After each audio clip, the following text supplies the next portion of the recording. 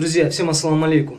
Не могу остаться в стороне, глядя на происходящее в интернете, где народ бурно обсуждает недавнее видеообращение некой Динары Мукамбаевой с обвинениями в сторону видного религиозного деятеля Чубагаджи Джалилова. Так вот, друзья, первое, что могу сказать точно, так это то, что у этой дамочки явно завышена самооценка, да и факт недостатка внимания на лицо. Во-вторых, обвиняя Чубагаджи в запугивании и угрозах своих родственников, находящихся в Кыргызстане, она как юрист, похоже, совсем не ладит с юриспруденцией.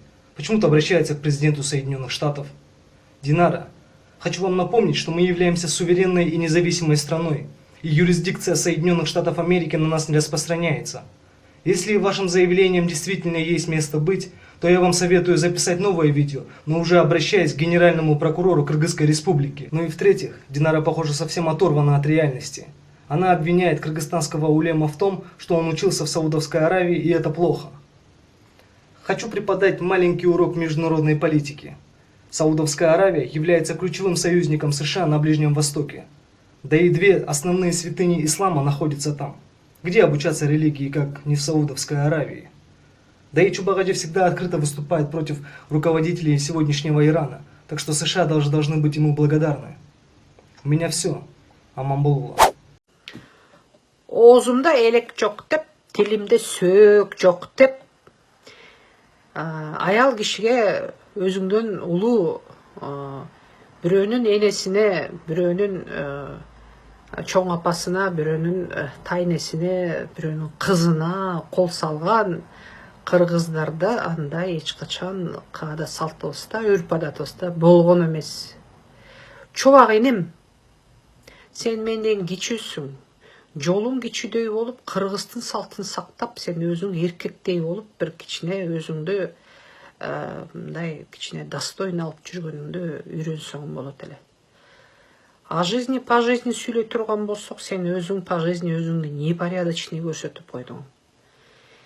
Улук болсоң кичик бол дейт. Өзүң улуу көрүнөсүң. Улуу көрүнгөн менен сен өзүңдүн жолуң, өзүңдүн жашың, өзүң жаш жигитсиң да.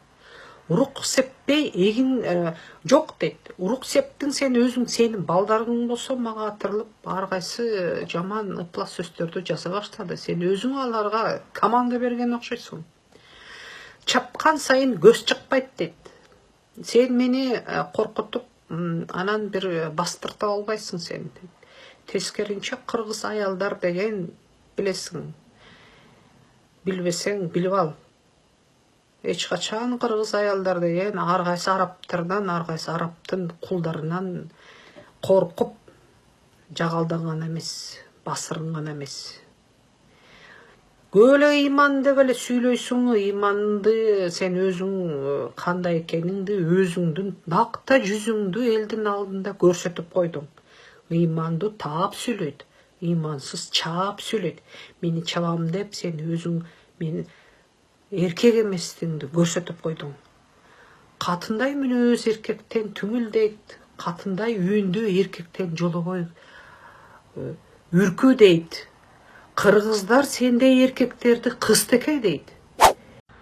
Уважаемый президент мистер Дональд Трамп и правительство Соединенных Штатов Америки, я Динара Мукамбаева, международный юрист и член American Bar Association, живу во Флориде.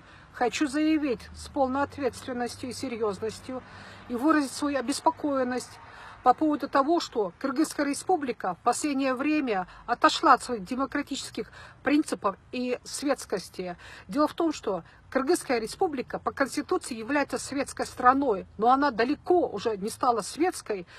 Идет политика навязывания кыргызстанцам ислама, радикального ислама, идет повсеместная радикализация населения, исламизация и арабизация. И допускает, чтобы местные религиозные так называемые деятели в лице Чубака Джалилова и остальных свободно пропагандировать экстремизм, призывать к ненависти, к вражде, открыто призывать стравливать все течения ислама, говорить, что шиит это не мусульмане, и в сунните все течения не мусульмане, стравливать людей и Я хотела бы, чтобы вы обратили внимание конкретно на Чубака Джалилова. Дело в том, что у него есть туристическая виза, и он приезжал сюда, в Америку, собирал аудиторию, в частности, кыргызстанскую молодежь, которая находится в разных штатах, по разным городам Америки, легально, также и нелегально, и обмывал им мозги, пропагандировал религию и собирал деньги с них. И это называется доход. Это неофициальный и незаконный доход.